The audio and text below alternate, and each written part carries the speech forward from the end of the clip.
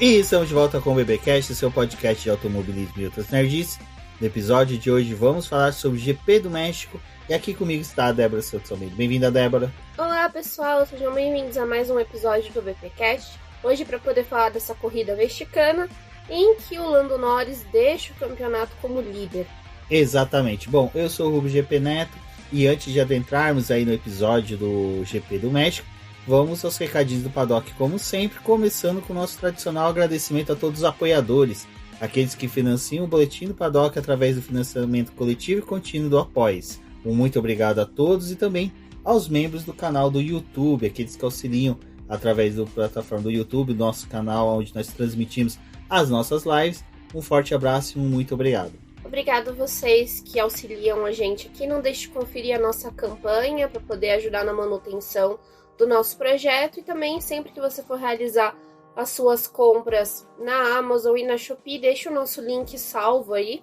E ao realizar as compras por esses links, a gente recebe uma pequena comissão, mas também é importante para poder fazer a manutenção do nosso trabalho, continuar com o podcast, com as publicações frequentes lá no site e também com as nossas lives.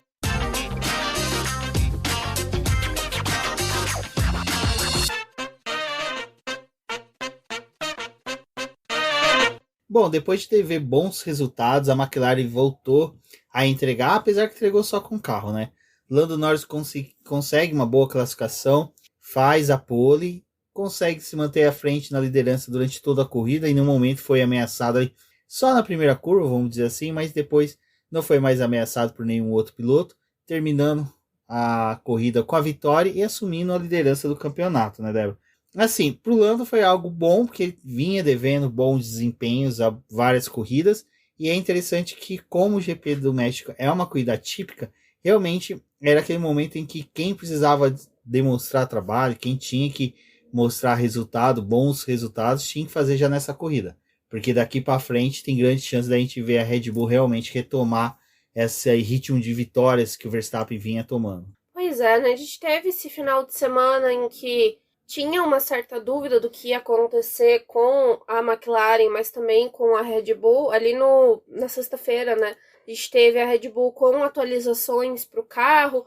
É um time que segue o desenvolvimento, né? A gente também teve algumas falas aí do Lohan Mekies, mas também do Helmut Marko dizendo que a Red Bull não desistiu do campeonato, que eles vão aí atrás de conquistar o 5º título com o Verstappen. Então, eles estavam aí trazendo algumas alterações para o carro. E aí, a gente teve também, né, a pergunta para o lado da McLaren, porque é uma equipe que parou o desenvolvimento do carro de 2025, tá completamente focada no carro de 2026, e aí eles foram questionados sobre essas mudanças que a Red Bull estava levando para o México. E aí até o Stella fez um comparativo dos carros, porque a McLaren estava com uma tampa ali de motor favorável para o refrigeramento do motor do carro, né? Mas eles não tinham apostado em grandes aberturas para essa parte aí do carro. E tinha uma grande diferença do que a Red Bull estava levando, porque eles estavam realmente focados nessa parte de refrigeração. Então, além de mudar a tampa do motor, trouxeram ali algumas alterações pro assoalho. Tinha uma preocupação de se isso ia de fato ajudar eles, né? E quando a gente foi com os carros para a pista ali nos 2 primeiros treinos livres, o primeiro o Verstappen não participou, foi o Arvid Lindblad lá, o piloto que está sendo cotado para poder guiar pela Racing Bulls no próximo ano, que fez o teste. Aí eles falaram, olha, vamos ver o que vai acontecer com o desempenho desses 2 carros. E o Verstappen, quando pegou o carro no TL2, ele não estava satisfeito, ele liderou esse 2º treino livre, mas ele estava reclamando muito da aderência, que o carro não estava tão bom. Então tinha essa dúvida de como que esses 2 carros iam se comportar pelo restante do fim de semana. E no final, né, acabou sendo um bom desempenho para o carro da McLaren, excepcional para o Lando Norris. O Piastri já não teve um desempenho tão bom, porém, vale lembrar que na corrida passada do México, do ano passado, ele também não foi tão bem. Ele acabou sendo eliminado no Q1, salvo engano, conseguiu chegar em 11º. O Stella mesmo falou que em pista que tem uma baixa aderência, em que os carros deslizam mais, o Piastri não vai tão bem, então Meio que ali foi um controle mais de danos pro Piastri. E é um ponto ruim que, principalmente nesse momento do campeonato, em que ele perde a liderança e vê o Max Verstappen diminuir a diferença, não é um momento tão bom para que isso acontecesse, mas é algo que já era previsível. Já no caso da Red Bull, Tsunoda andou muito bem, Verstappen impecável novamente, é lógico, impecável na condução quando era, mas assim, aquele momento que a gente... brigou muito, né, com o carro durante a classificação, né? Não, é que eu tô tendo dedos para elogiar o Verstappen, porque nesse final de semana ele voltou a ser o piloto agressivo que ele é, aonde que parece que ele sabe, e eu acredito que sim, que não importa o quão agressivo ele seja, o quão prejudicado sai os outros pilotos na disputa com ele, ele vai conseguir não ser punido. Isso faz com que a agressividade dele seja assim, premiada. É uma agressividade premiada. Ele consegue ser agressivo contra os demais, consegue fazer com que os demais pilotos saiam prejudicados, e ele novamente sai de boa. A gente teve na corrida, né, em si, dois momentos aí que chamaram a atenção pro lado do Verstappen, mas até teve quando a corrida acabou, né, foram perguntar para ele porque ele ficou bem próximo de fazer a ultrapassagem no Leclerc e ele não conseguiu ganhar a segunda colocação porque a gente teve um virtual safety car aí no final da corrida. E aí perguntaram para ele se esse virtual safety car, quanto que ele tinha atrapalhado, né, o quanto tinha sido ruim para ele, e aí ele deu uma resposta que, né, obviamente evidencia o quanto que algumas coisas, assim, a FIA finge que não tá vendo, né, ou joga a favor para ele, porque eles falaram, ele respondeu, né, eu não posso reclamar desse virtual safety car, porque o safety car, em vários momentos aí da minha carreira, me ajudou muito. E aí é óbvio que todo mundo vai se lembrar de 2021, né? Do que aconteceu ali, da fatídica corrida. Então ele falou que não tinha ficado com raiva desse virtual safety car no final dessa prova, porque o virtual safety car foi muito... Quer dizer, que o safety car na carreira dele foi muito... serviu muito pro lado dele. Favoreceu ele em alguns momentos, então ele não tinha que, né, criticar esse. Que... Às vezes as corridas é isso, né? Você ganha ou perde dependendo do que acontece. E aí, óbvio que volta pra polêmica, né, do final de semana, que a FIA tem muito dessa coisa de não vamos interferir no campeonato, mas a decisão que ela tomou hoje no México foi de total interferência no campeonato. Exatamente, porque, só finalizando, o Lando Norris conseguiu a vitória, Leclerc chegou em segundo, Max Verstappen chegou em terceiro, porém, naquelas condições, né? Ali no começo da corrida, em decorrência até do formato do circuito, em que já na primeira curva, já na largada, todos os carros chegam muito próximos. Max Verstappen acaba errando, disse que foi pressionado para fora da pista, mas se você observar direito, ele joga o carro para fora, tentando fazer uma ultrapassagem por fora, forçando os demais carros a abrir. O que é padrão Max Verstappen, porque ele não contava que os demais pilotos não iam da abertura para ele, fazendo com que ele fosse para fora da pista, voltasse de qualquer jeito para dentro da pista e disputasse posição ali com o Hamilton, Leclerc e o, salvo engano, o Russell e Piastri. Bom, em determinado momento o Verstappen está atrás do Hamilton, decide fazer a ultrapassagem, ele faz aquele dive bomb em que você joga o carro e força com que o adversário permita que você ultrapasse, padrão Verstappen de ultrapassagem. E o Hamilton não fez dessa forma, manteve o traçado dele de forma limpa, foi jogado para fora da pista, o Hamilton volta normal para dentro da pista, faz com que o Verstappen tenha que ultrapassar, ceder a posição para ele, né? O Verstappen sai para fora da pista e aí eles seguem aquela reta. Ele corta a pista, Ele corta a pista. Aí quando chega ali na curva 4, em que o Hamilton e ele deveriam disputar a posição, o Hamilton sai para fora ali e vai para aquela parte em que o diretor de prova tinha falado, se você sair daqui, você tem que voltar por esse caminho que a gente fez dentro da grama, né, com um asfaltinho ali. E aí o Hamilton não vira naquela parte, ele segue reto, faz igual o Verstappen fez na curva anterior, para eles se encontrarem ali de novo na pista. E aí continuou a corrida, né, logo depois o Berman, que já estava atrás, vai para cima do Verstappen também, porque isso foi na sexta volta. E aí passou um pouquinho de tempo, a FIA, né, os comissários colocaram que estavam investigando a batida do Verstappen com o Hamilton na curva anterior e do corte do Hamilton naquela parte ali da pista, né? E aí foi de consenso de todo mundo, porque durante o fim de semana estavam falando muito desse negócio de se sair nessa parte da pista é para poder passar pelo caminho. Só que também o diretor de prova tinha falado com eles que se eles chegassem nesse ponto da pista e tivessem muito carregado e precisassem usar a grama, tudo bem, mas ia ser analisado essa situação, então poderia gerar uma punição ou não. E o que estava todo mundo esperando é que se o Hamilton fosse, de fato, punido, era por essa parte dele ter cortado a pista e não ter seguido a direção de prova. Passou um pouquinho de tempo, a gente teve os 10 segundos de penalidade para o Hamilton e a direção de prova decidiu que não ia investigar a batida que o Verstappen teve com o Hamilton, né? Que no caso o Verstappen teria causado a batida.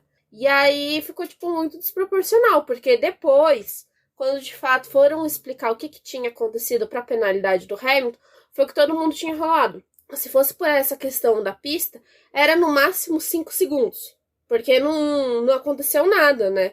5 segundos era o melhor, mas não, eles decidiram punir o Hamilton, dizendo que ele, além de cortar, quer dizer, ele cortou aquela parte da pista, não tinha nenhum problema, porque foi analisado que o carro dele estava muito carregado em velocidade, não tinha como ele fazer aquele caminho que foi determinado. O que eles estavam punindo o Hamilton é que ele saiu à frente do Verstappen naquela curva e que ele tinha ganhado uma vantagem duradoura, e por isso os 10 segundos. O que não faz sentido nenhum. Exato, novamente puniram o Lewis Hamilton uma disputa contra o Verstappen para favorecer o Verstappen, porque daí assim o Verstappen consegue descontar pontos do Piastri e se manter vivo na disputa do título. É patético porque o dive bomb do Verstappen ele deveria ter sido punido. Ele cortou o caminho antes, deveria ter sido punido. Então... Porque ele também manteve, né, a posição. Não foi uma coisa que ele saiu e ali naquele curtinho de reta ele esperou o Hamilton para poder devolver a posição. Ele continuou seguindo o caminho dele, tanto que o Hamilton não conseguiu virar, né, fazer aquela curva, porque o Verstappen estava do lado esquerdo do Hamilton. Exato, então é aquela coisa, né, novamente a FIA favorecendo o Verstappen, isso daí é nítido, não tem como, sabe, qualquer pessoa que tenha senso comum vai entender que é ridículo o que foi feito hoje na pista. Uma corrida que foi tão bacana tenha sido finalizada com uma mancha dessa. Eu tava entendendo que a punição, se o Hamilton deveria ter sido punido, era pelo negócio de ter cortado a pista e não ter voltado no caminho que foi demarcado. Assim seria por 5 segundos, né? 5 segundos, que era o que todo mundo tava achando. 5 segundos é o correto. E fazendo os cálculos ali da forma como tava o Hamilton, o Verstappen, né, o Berman também, 5 segundos era uma coisa que dava para ele poder resolver na corrida dele. Agora 10 segundos foi uma penalização muito forte, sendo que eles ignoraram, o Verstappen já tinha cortado a pista na largada, né, porque esse lance foi na volta 6, mas o Verstappen já tinha escapado da pista ali na largada, ganhou vantagem duradoura. E aí teve aquele negócio, né, do Russell ter falado no rádio, nossa, mas cortam a pista assim, nada acontece, né? Ninguém toma punição. O Verstappen continuou na frente dele.